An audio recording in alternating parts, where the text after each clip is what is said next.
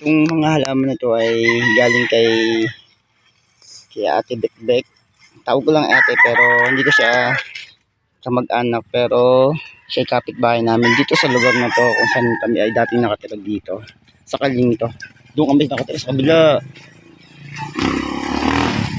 So, Justy, ano? Ang pangalan mo nga ba? Si Gabriel, yung mabait niya si Gabriel. Pagdating ng araw, magtitinda din ako ng mga halaman. Padadamihin ko to.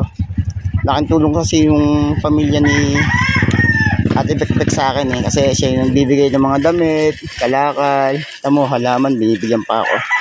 Padadamihin ko to. So, thank you, Gabriel. Thank you sa'yo ha. Yung mga halaman na bili sa akin.